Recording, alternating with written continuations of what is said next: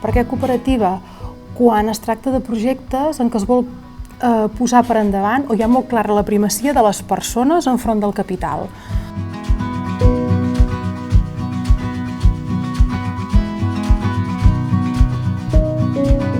Una cooperativa és una forma jurídica tan vàlida i viable com les altres, inclús fins i tot té alguns avantatges respecte a les altres. Potser sempre, com que sempre s'ha vist com molt complex, en el moment de la seva creació semblava que hi havia moltes reticències. Al contrari, ben treballat es poden crear cooperatives fluidament i cooperatives amb un model de negoci que funcioni. Nosaltres notem que hi ha ara cert interès en fer cooperatives. Jo penso que és degut a la sensibilització de la gent amb l'economia social, etc. I notem que hi ha més demanda per fer cooperatives. Amb les tres que som ara ho diguem, que des que som socis és com si ens haguéssim...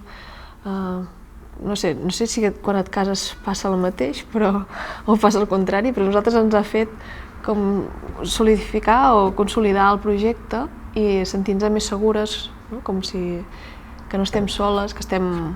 I abans érem una associació també, però el signar els papers ha sigut com que totes tres estem dins i la implicació és més gran, potser, o... Sí.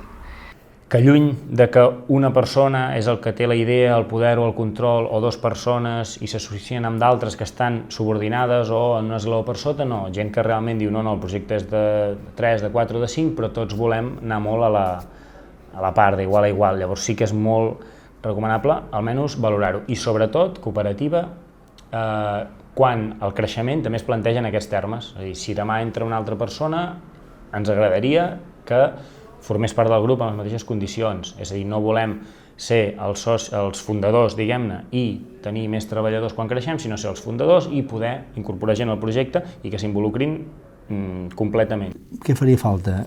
Jo crec que la gent moltes vegades no coneix la fórmula de la cooperativa o pensa que les cooperatives estan pensades per grans corporacions agràries o que no, poder quan venen aquí pensant que volen constituir-se o fer un negoci, a vegades pensen que la cooperativa no és una fórmula que els encaixi amb ells. Llavors, quan els expliquem, veuen que sí, tant una cooperativa com una societat limitada laboral els hi pot encaixar bé, sobretot si són gent que està disposada a seguir el rol de les cooperatives. Estem també, des del nostre camp de l'educació, que és el que ens dediquem, volem incidir en el canvi social a través de l'educació, però també una altra forma d'incidir a la societat era a través de l'economia social, doncs era una via. Llavors, per això vam decidir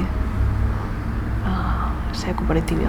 Sobretot, cada cop més la gent et pregunta i té ganes de saber-ne, més enllà que l'acabin fent o no. Llavors, com a mínim hi ha aquest primer interès i llavors tot el que té a veure amb el funcionament de les cooperatives.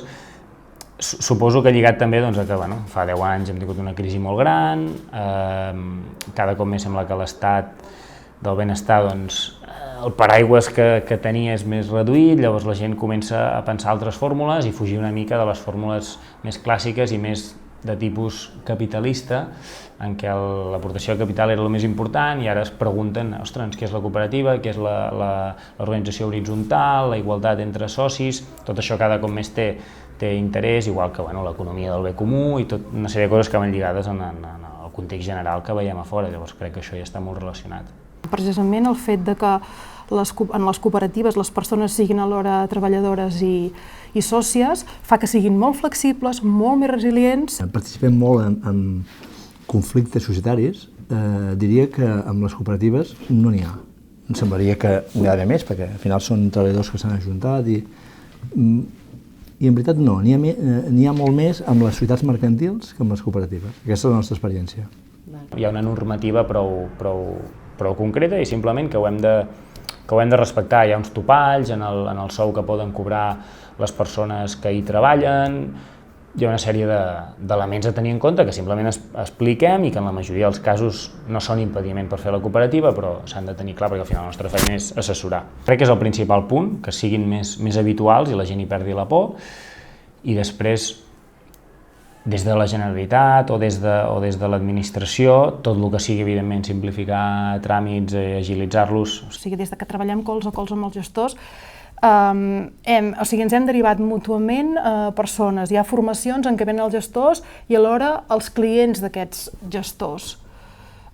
Penso que estem encarrilant, hem aconseguit una via perquè les cooperatives es puguin crear, puguin ser ben assessorades i ser ben assessorades a territori. Ja pel seu propi veu cada cop n'hi haurà més i serà una fórmula que es tindrà en compte i marxarem una mica de la idea més antiga de que hi ha el que mana i els subordinats i en canvi es contemplaran maneres d'engegar projectes grans i de volums importants de negoci que poden estar gestionats d'una manera cooperativitzada sense cap mena de problema, perquè és una fórmula absolutament vàlida i que espero que segueixi funcionant.